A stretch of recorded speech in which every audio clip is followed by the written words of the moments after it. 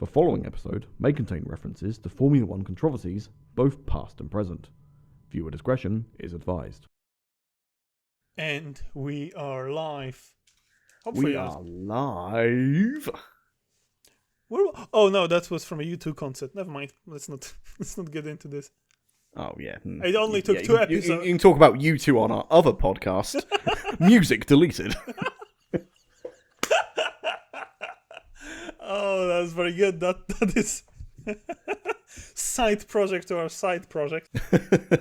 Side project, if you will. We will have to pivot from F1 because I don't know if you notice, Andy, but if you tell someone you watch F1 and you follow F1, the most common reaction is, well, it's very boring. Just cars going in circles for 2 hours, and then you tell people, no, it's not. It's like strategy and there's something interesting happening.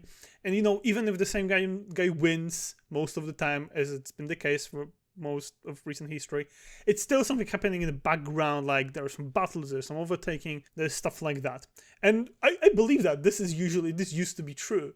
It used to be true because it used to be true. 2024 season opener, I can't even pretend. Someone at work asked me oh, F1 style, how was it? And I couldn't even pretend. I said, it was boring, it was dull, nothing happened. And yeah. We look like absolute fools. We try to convince one of our friends, yeah, you should start watching F1, it's really good. Ignore who's at the front. The battle is the cameras all over. do. Just the battle is up and down the field. It's exciting. Well, folks, doesn't that just sum up the Bahrain 2024 Grand Prix? It definitely is one of the Grand Prix that happened. It's certainly one of the Grand Prix of all time. But we are contractually obligated to talk about it in episode 2. He's Andy. I am indeed. I'm Alex. And you are indeed. And this is Times Deleted. I don't want to talk about it. This was so dull. This was so boring. It was such a nothing race. What a way to start the season. It was barely, the only other time that there was barely a race was Belgium 2021. And they did 3 laps of behind safety car. And what happened last weekend was marginally more of a race. Yeah, there was some things that happened. We can say that. There were certainly some things that happened. Okay, things that happened. There was a bit of a tumble at lap 1, and there was a yellow flag. And then Logan Sargent went off in turn 4. It wasn't even his fault, apparently. The Ferraris had a little bit of a spat. But it doesn't constitute a interesting race or interesting anything. It was so boring. Let's start with quali. Quali went as well as you would have expected. Yeah, sure, okay. There was a bit of the fastest time was actually set in Q2, and it was very cold, or colder than usual it is in Bahrain this time of year. Yeah, so there were gimmicks, but oh my god, I can't pretend that this was in any way, shape or form entertaining. I pray, and I'm not particularly religious, but I do pray that this is not the theme. Luckily, we're going to Jeddah, that I never expected. It does tend to just throw everything out the window.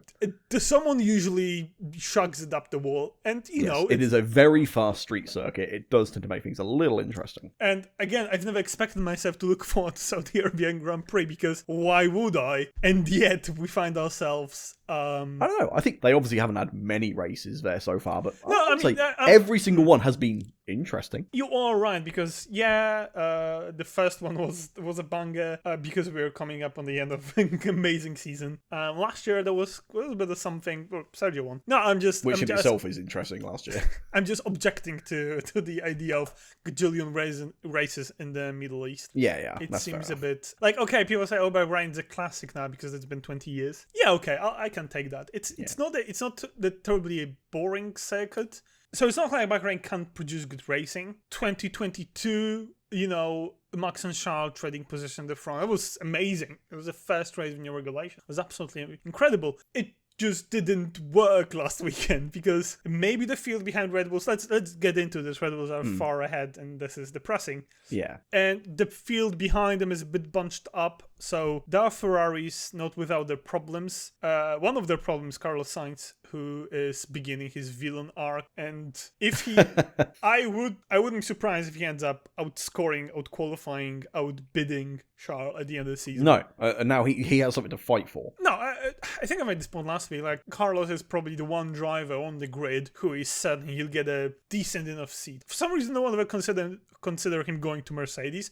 and I don't know why not. It would be Well, that's because Verstappen's going to go to Mercedes. No, please stop. We'll get into Red Bull in a second. Well, in a few seconds. But I think Carlos isn't. I mean, it's uncomfortable not knowing where you're going, I'm sure, in any line of work. But if he wants to drive, he'll get one. And he will be the one choosing, not teams. Yes, and in the meantime, Charles Leclerc just kept locking up. Was that even his fault? Every single time into turn 10, that was a sight. He kept doing it every other lap. It does make you wonder, was something wrong with that Ferrari? And I think the answer might have been yes. Yes. Ferrari apparently solved their tire deg issue. That was the rumor. But frankly, there was this moment when technically Red Bull's on softs at the end, like, oh, they're gonna drop off and Carlos will catch Sergio. Well, that didn't happen, did it? No. Maybe there's also a little bit into that maybe Red Bull just, hits the ground running every season and everyone's playing catch up for a bit. Am I big huff of hopium right now? It does sound a little bit like it. A little bit. Just a little bit. Every single team that is supposed to be chasing them seems to have been nursing a little bit of a problem because McLaren's weren't particularly comfortable. Mercedes weren't as well, overheating. Mercedes power unit issues, But that's interesting because power unit issue and the incredible innovation that Williams introduced this season is a LED HDR 15 screen on their steering wheel that displayed That's so bright it blinds the drivers. Oh, so bright, first of all, and second of all, it displayed the most lovely message to Alex at one point: "Car too hot" in a big all caps. Which was worrying. I appreciate that as someone who watches F1 and doesn't necessarily understand all the numbers, all the positions, the switches. So that was very, very considered. Thank you, Williams. Oh, sorry, just as a quick aside, just to jump back to the history of Bahrain quickly. You know what race in Bahrain's history was the best appearance of the Bahrain circuit? Was it the one that was cancelled in 2011 or something? No, it was Sakir 2020. Oh, that was a thing. That existed. That was when Sergio Perez was good. Oh, Sergio Perez. Okay. We have to talk about people that we've in unreleased recordings of this podcast, the people that we seem to have a bit of a bone to pick. One of them is Sergio Perez, who... I mean, I think that's not an uncommon opinion. No, we're definitely not outliers, but he did decent. I mean, he was still, 20 seconds behind Max? 22 seconds, But he didn't do anything dumb. Which is... That's true. Fingers crossed, Sergio. He kept his nose clean and finished 22 seconds behind his teammate in equal machinery. He is P2 in World Drivers' Championship, so good. That's what I expected of him. And the other driver, and again, I think we try to stay committed to the idea that we don't slag people for the sake of slagging people. But Lance Stroll doesn't deserve to be an F1 grid.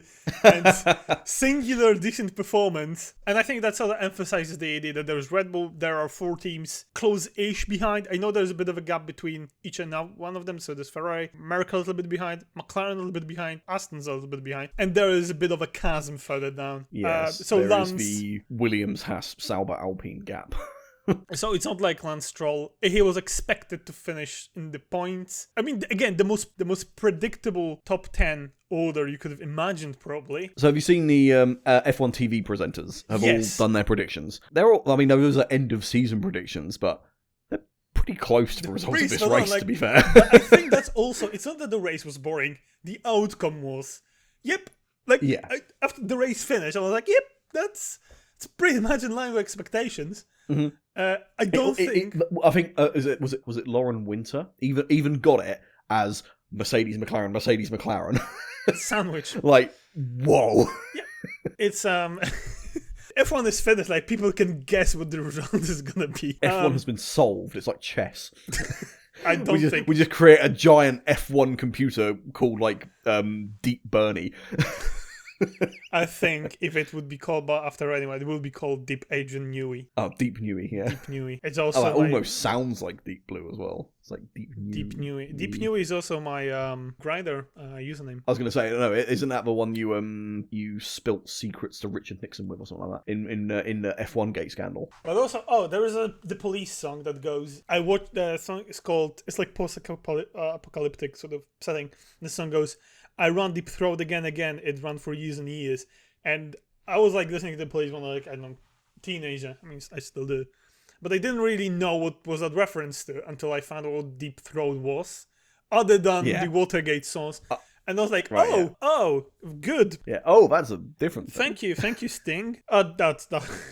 Lance Stroll did a decent job. He recovered in a car that was fast enough to where he was supposed to. He was on a compromise strategy because of the early pit stop, and he did well enough. Credit when credit is due. I hope we won't have to do it too many times because, oh my god, he might get a seat for 2026. Yeah.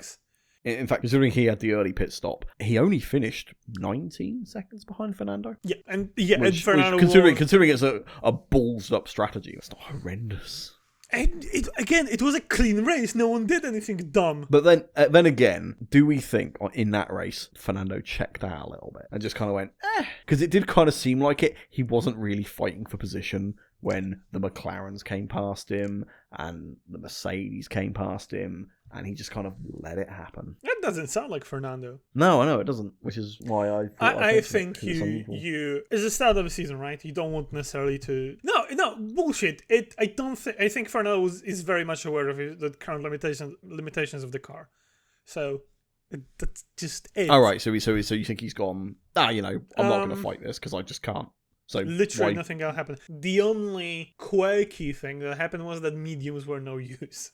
Like, to the hards or softs, mediums are absolutely dog shit in the race. I know it doesn't mean anything.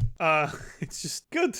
This is how much we have to scrape the very bottom of the barrel. We are barrel scraping. This is a barrel scraping exercise we're engaged in right now. It sounds kind of kinky to be honest. If you find yourself to be one of the people who irrationally despise certain nations, this could have been your weekend if it's a very specific sort of set of. Oh, who am I kidding? If you don't like Alpine, you were able to witness their fall from, I'm gonna say, grace. Hon la baguette has shit the bed.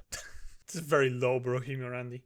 That is. There's the fruit is so low, it's like eye level. Oh my god, Alpine! And like, there's nothing like we've had teams like move up and down. Okay, we had McLaren last season, but the problem with McLaren is oh my god! I just had a realization: is Alpine going to be good second half of the season? No, God no. You don't know. No, but because their technical director and their head of aerodynamics has quit. So no. Did they quit or were they invited to quit? No, they quit. They have resigned. Okay, two things. First of all, I cannot imagine how terrible the car is that... Okay, let's assume they quit voluntarily and like they realized it's bad, we can't do anything with it. How bad and how hopeless the situation must be that you just give up. In a position that apparently, I'm gonna assume, pays very well and allows you to travel. I can't comprehend. Like, you have to absolutely lose faith in your own ability to fix problems. Yeah, or you've gone, this is an unfixable problem. I'm out. I'm not dealing with that. I'm done. Okay, so is that more probable or... I think that's far. I think that's far more probable. They've gone, you know what? This is fuck. Like, it's probably been a long time coming. They've probably, on the development of this car, they've probably gone, you know what, this isn't going to work, but they had pressure from up top, and they've gone, you know what. Okay, but why not quit in January? Okay, maybe you're right. Because it's the perfect time to quit to make their point of like, hey, look, the car's finished 17th and 18th, so yeah. I don't think you get extra points for that, but for being right in this situation. You get moral points for being right. Oh yeah, well that's not gonna pay your mortgage. Speaking of people who lost their jobs because the car is shit, what was Guenther Steiner doing in the paddock? Yeah. Why was he there? Who invited him? I know we can answer those questions probably, but why? Why is he there? I'm probably fishing for jobs at other teams, to be honest. There is a job in Alpine now. Oh my god. No, the team principal is still the same. But Guenther has background in like... Guenther Steiner used to be Red Bull's technical operations director. Oh, that's right, he did work for Red Bull, didn't he? Yes, and I do love this little sort of nugget of information. If you go back and if you watch... not really the grid walk, but like right before the start of 2005 US Grand Prix, the infamous 2005 US Grand Prix. Yeah. You can see like team officials just, in the TV broadcast, and you can see yeah. Guenther next to, I think both Adrian and Horner, or just either one of them. Yeah, so he was on the grid. Why is Guenther Steiner in the paddock? Did they forget to cancel his pass? How does this work? Like, that'd be really funny. It's just like still getting him with his Haas pass. Steiner switched to Formula 1 in 2001 and Ford official Formula 1 full-works team, Jaguar Racing, appointed him as the new team principal. Niki Lauda headhunted Steiner for the job of managing director. Oh wow! So he's got cred. Yeah, he's got cred. I don't think I ever knew this. He's got cred. No, he started rallying. So that's probably why he's there, because man knows his shit. Yeah, and frankly, okay. I've been wondering, why is Guenther Steiner there? In late February 2004, Steiner signed a contract with RTL, a German television channel who broadcasts F1 in Germany as specialist commentator. He did attend Bahrain 20 Grand Prix paddock and right. at least 7 Grand Prix for the 2024 season. That must be awkward because Haas can't do it. They can't revoke his Haas pass. He will just haunt them now. Oh yeah, he's like, no, I have a press pass. the press pass.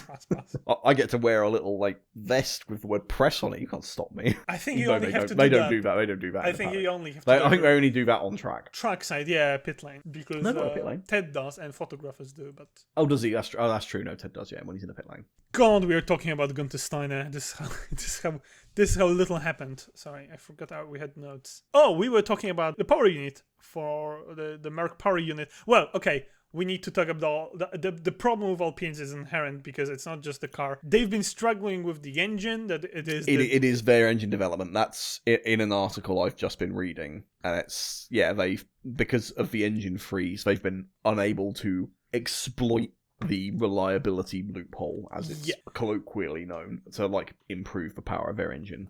All the other teams have managed it, but they haven't. So if you are Jeremy Clarkson, Ryan Reynolds, somebody like that, you're going to be crying right now. Jeremy Clarkson was in there. I didn't watch the grid walk, but he was actually. Didn't he wave for checkered flag? Yes, he did, and he did. Yeah. And that's nice because for some reason, when I used to watch Top Gear again years ago, it always seemed to me that he was indifferent to Formula One to some extent. No, you see, I think he's like the only person there who's had like a passing interest in Formula One. That's why he always did the F1 times. He always knew what to talk about with the drivers. To be honest, he's the only one who did any interview. Well, no, he always did. Starring the reasonably priced guy was. He always did the F1 drivers. So he always knew what to talk about with them. He had plenty of like topics for discussion. So him waving the flag was actually a solid choice. I can respect that. Yeah, it was alright. Yeah, I also like when someone contacted him on X/Twitter. Be like, how many beers have you had? He's like, a shitload. I was like, respect. Someone, again, who are we talking about, like, online comments? But someone said, oh, he's not aging well. He's old. He's very old. He's aging as well as a man who does no exercise and drinks so much and smokes so much. And went through, as far as several divorces. The Alpine problem isn't just the engine, because engine's been shit for a while and they can't fix it. And they've known it for a while. Apparently, the news and the rumors are that they also have managed to somehow shed all the downforce over the winter. Yeah, well, one of the people who quit was the head of aerodynamics, so it's clearly not an engine issue. So if they pushed him out the window, do you think his body would generate enough drag for him to land safe? Yeah, probably. Speaking of engines, I think we've mentioned the Williams were overheating, Mercedes were overheating. So the question was... Well, one of the Mercedes was overheating. One of the Mercedes was shedding some kind of fluid. Oh, yeah, we should be able to. We should be able to spray. We should be able to spray a little bit of fluid. If only do these Mercedes ever burst out of a pit with just like a massive cum shot? So Williams's, what's the plural of Williams's? Williams's were overheating, and one of the Mercs were overheating. So the question was, is this an inherent problem for Mercedes power units? And the answer was apparently no, because I don't think either Aston or McLaren. Yeah, McLaren were doing fine, yeah. Well, actually, Aston and Mercedes powered as well, aren't they? Yeah. So engines might be fine, and if you go back to last seasons, I'm going to say that obviously there aren't that many power units like in the mix, but given how they power 40% of the grid, Good maths. They are very reliable. Was there any proper like Merc engine exploding at any point this season? I can't remember. I think they all stay within limits. Yeah, So I mean, Alpine, you should replace Renault engines with Alpine Mercedes. The Renault team should buy Mercedes engines. But speaking of like spare parts, actually Lando burned through control electronics. Well, it wasn't his fault, so he didn't necessarily burn through, but he had another set of control electronics and energy storage fitted during free practice. So not particularly encouraging because you don't have that many of those to use. No, you know what? I'm gonna pause is here. it 2 or 3? Let me check. You can use 2 energy storage and 2 control electronics. Wow, it's 2. Wow, only 2. Jesus. So he's already burnt 1. Yeah, he's halfway. He's halfway through with his. At the first race of the season. Oh, incoming Lando grid penalties. Yeah, I don't know how it exactly works. If they can bring it back and fix it, because you are allowed to sign. Oh, right. So if he can fix that part, that specific part, then it'll be all right. Okay. But yeah, so we had first, but I do want to remind you that last season Ferrari had a grid penalty in the second race of the season, so could be worse, I suppose. Yeah, true.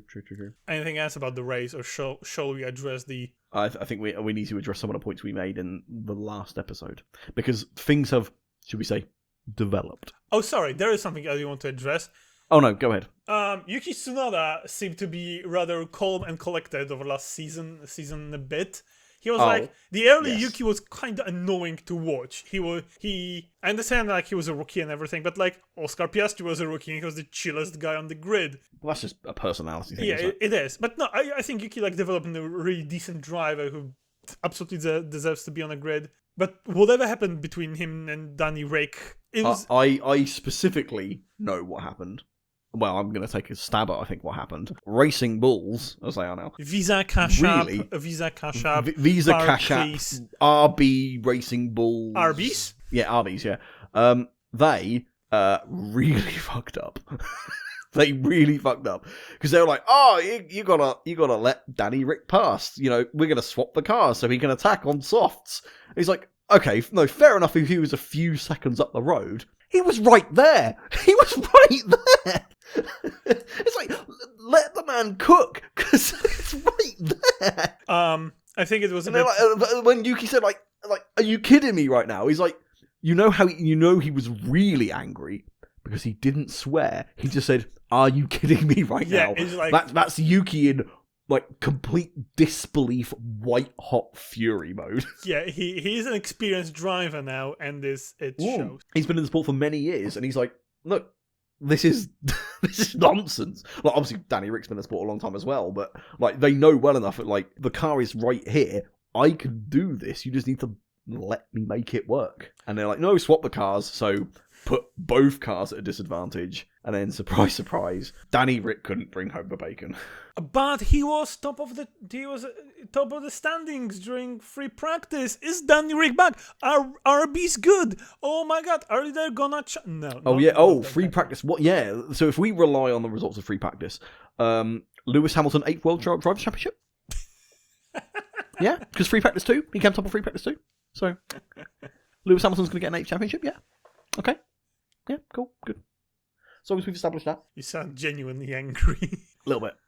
No, I think there is this communal desire to make Danny Rick happen. Yes, I think people saw what he was like when he was at Red Bull, and when he was also at Renault. He was a bit of a happy-go-lucky lad, and people watched Drive to Survive, and so many people watched Drive to Survive, and I wouldn't be surprised if he paid Netflix. That would be very allegedly, dodgy. And also not allegedly. I'm not alleging that didn't happen. But my point is, they made him look really good. Yeah, he seems like the main character in the show. Yes, yeah, absolutely. You have to remember in the earlier seasons of Drive to Survive, he is 100%. He is the main driver they follow. Yeah, because Mercedes and Ferrari didn't allow Netflix to do anything with them the first season. Yeah. So they had to go, well, here's a marketable seasons, guy.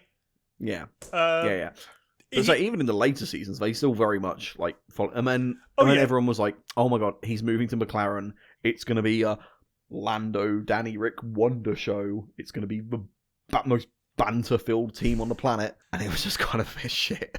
I don't think, okay, they don't. And they didn't really seem to click, and it's like, oh, okay.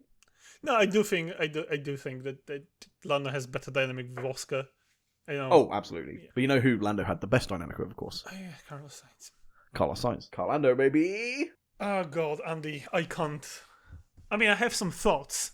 Andy and I went on a very sort of almost National Geographic-like trip right into the heart of darkness to find for ourselves and to hopefully find some clues, maybe find some information. Yeah, we were doing real investigative journalism. Where did we go to, Andy? Oh, we went to Milton Keynes, baby. And what is one place we visited in Milton Keynes? Not the Red Bull factory. No. We went to Milton Keynes for we tried, although... Well, because I picked you up from Milton Keynes train station. Exactly. That's the whole thing, what we did. However, when you're leaving Milton Keynes on a train towards London, you go past the building with letters that spell Red Bull Powertrains. Ooh, I didn't know that. There you go. Or maybe it was my vision. Maybe I projected something on a random storage unit. Your AR glasses were like, this is F1 related. Yeah, that's the reality I want to live in, where every building has people working for Agent Newey. Christian Horner. We tread very lightly last episode. We are going to continue to do so. We are going to continue to do that because we are, first of all, we have both of us have careers, and we would like... We are not investigative journalists. Let that be clear. We purely report on what other people have already reported. And then we sort of make a bit of a... And then we make the funny, sometimes, air quotes. However, and I think that it becomes more difficult to ignore. I know that's what Toto Wolff said the other week, like, oh, it's bad for the sport. But Toto Wolff is saying things that benefit I think him. his exact words, I actually have his exact words. No one cares what were his exact words. Toto Wolff will say whatever benefits him. Which true. It's not shocking, and it's not inherently wrong, but Toto Wolff will say things that benefit him. Yes. But we're not talking about Toto Wolff. We are not. Would you care to elaborate on what happened over the last week? Okay. But since we recorded our previous episode, Christian Horner was, quote unquote, cleared of allegations, which, that's they reported it as cleared of allegations, but that's not necessarily what happened. It's this is from BBC Sport on the Formula 1 section. The statement, which was issued by Red Bull's head office in Austria, added that the grievance has been dismissed and that the complainant has right of appeal. I think cleared has a very different connotation to that, but that's an aside point. The point is, it's effectively, for the time being, over. It's like he's back as business as usual, as it was because he was at the Bahrain Grand Prix. Not as prominently featured in for example, TV coverage as he used to.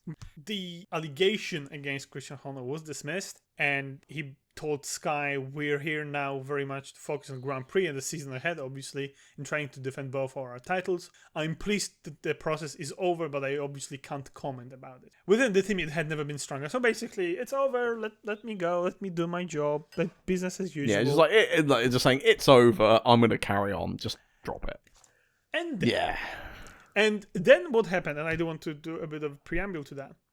What happens then is we usually wouldn't talk about it because we wouldn't stoop so low. However, I have no dignity. Do you have any dignity, Andy? Oh, very little. Very little. And it's easily bought. It's something that we kind of, I don't want to say struggle because that would imply we're putting way too much effort into this. But something we discussed and... Briefly discussed, and we said, we're going to talk about it, but we're not going to ignore this, but we're also not going to jump into any conclusion or even assume it's true. We're gonna report facts, and we're gonna say what we personally might feel about those facts, not in any accusatory way.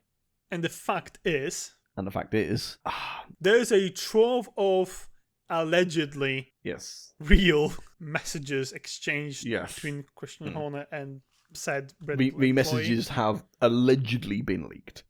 We are obviously not going to provide those, But I will say they're not difficult to find if you're interested.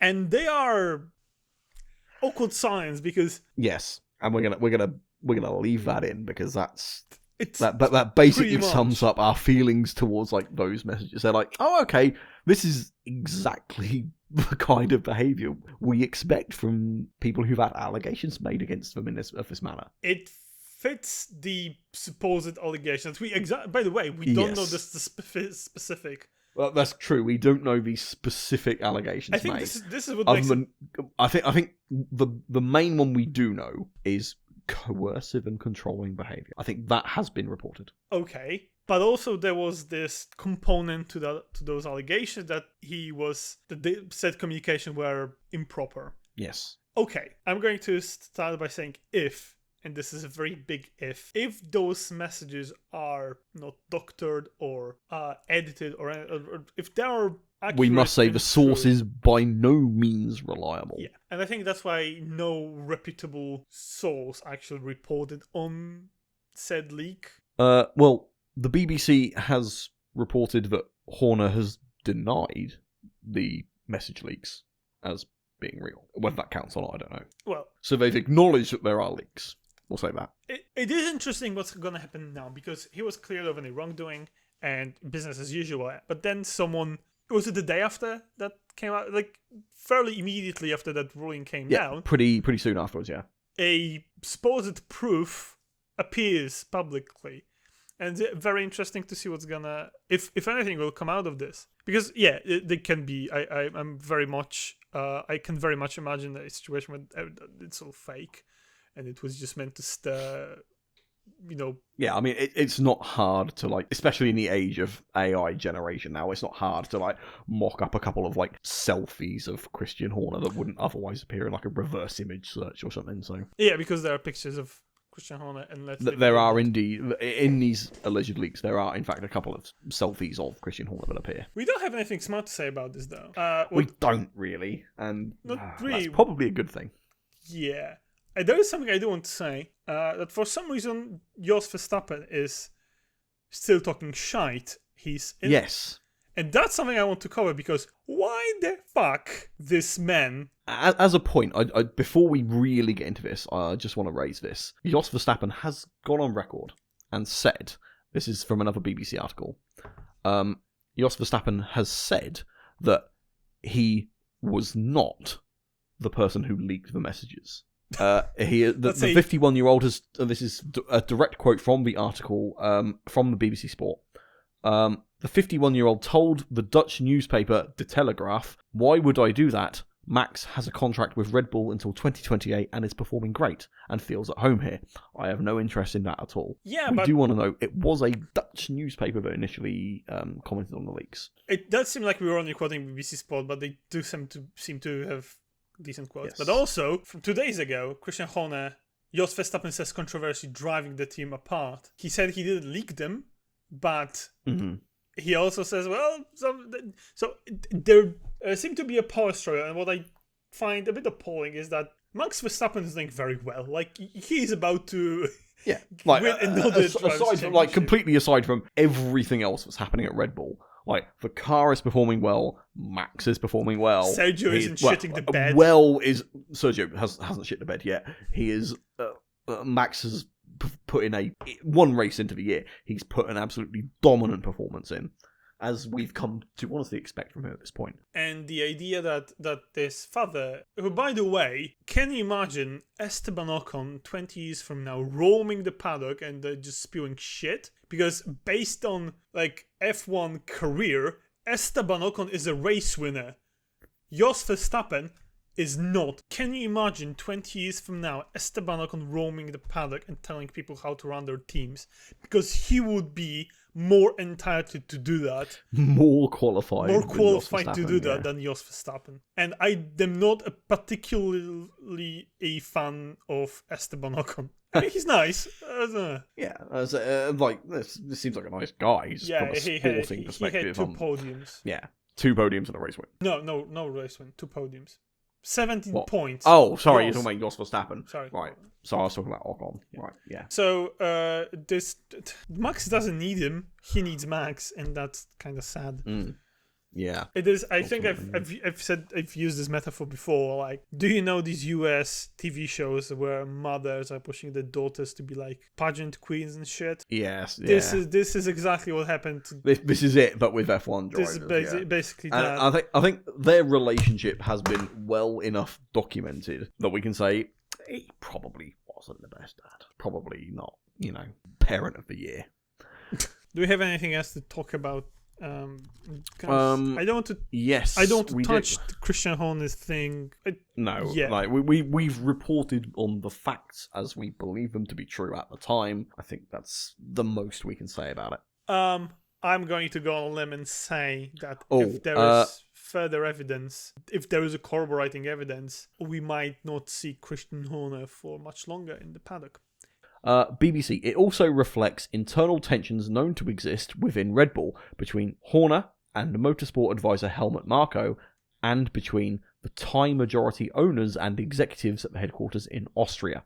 Last year, the Verstappens backed Austrian Marko after he had a falling out with Horner. The company ownership is split, with 51% owned by the Uvida family and 49% by Red Bull in Austria under Mark Mateschitz, the son of the co-founder Dietrich Mateschitz, who died in October 2022. Apparently, there are actual details about his accuser. Yes, there are. We definitely shouldn't talk about that. Yeah, no. But in those leaked messages, you can kind of make out like her name wasn't properly censored in one of the messages, and there's a list of like Red Bull like staff, and you can like mix and match and go like, oh, it's her. But the less attention to that, I think, the absolutely. better. Okay.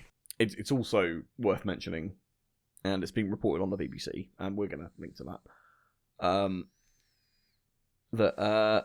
That the reason Horner might have stayed on is there's been a disagreement between Red Bull shareholders. 51% is owned by the Uvida family in Thailand, and 49% is owned by the Red Bull Corporation in Austria. The shareholders ultimately had the decision as to how the investigation concluded, essentially. Or they had influence in how the investigation was concluded. So it's been speculated that this is kind of a difference in opinion of the Red Bull higher-ups. The Thai ownership family might not necessarily view the allegations as seriously as perhaps the Austrian corporate counterpart. So maybe that's allegedly one of the reasons why Horner might still be at the team. As I think you just mentioned, Jos Verstappen, Helmut Marko, they want Horner to go. It's been reported that they want Horner gone. So the reason he's still on might be, again, due to Red Bull power struggle, corporate ownership, like a Red Bull power struggle, essentially. Yes, and I think that is definitely worth mentioning. There is incredible potential for a massive fallout because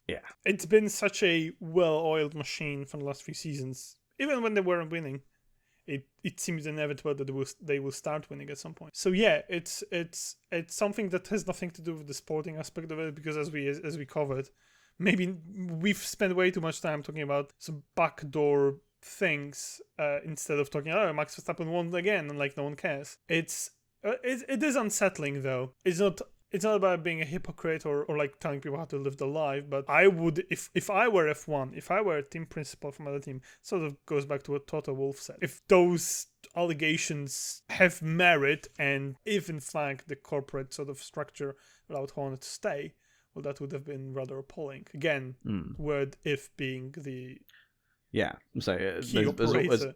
With all of this we've just said, because there's a huge if, there's huge maybes. It's all allegedly. Is all because again, like power struggle, and also the insane intensity of all the like shenanigans in the sort of politics of the sport. We don't know what's true or not. That's a very weird thing to say, to try to wrap the thing. Oh, we don't know anything. We just things are happening and we are confused. We are just little child in time. No, that's the Purple song. We're very confused. Yes, and hopefully this gets resolved in a manner that's, some people would correct. Some people would say it's already been resolved and whatever goes on the internet doesn't apply. Some people would say that. Yes, they would. Wow, that was an incredibly what a note to get towards the end of the episode on. Well, that was a bit depressing. Andy, I have one question for you. All right, one question. Go ahead. So, during the race weekend, how many times were deleted, you think? You go ahead and tell me. So, during 2024 Bahrain Grand Prix, the season opener, there were 22 times deleted. 22 times deleted. There we go, folks. The whole reason we're here to find out how many times were deleted. If you and the number clicked on for that, and 22. Thank you for sticking around. 22 is Yuki Tsunoda. It's Yuki's number. 22 is Yuki Tsunoda's number. He was robbed. He was behind it all along. But anyway, we hope that we've not made our opinions of this race particularly hidden. Yeah, it was shit. it was a bit boring. It was a bit hard to watch. So we're hoping for more exciting races in the future. But anyway, the Verstappen dominance era is dead. Long live the Verstappen dominance era. I have been Andy. I've been Alex. Thank you so much for listening to Times Deleted. Take care. Bye.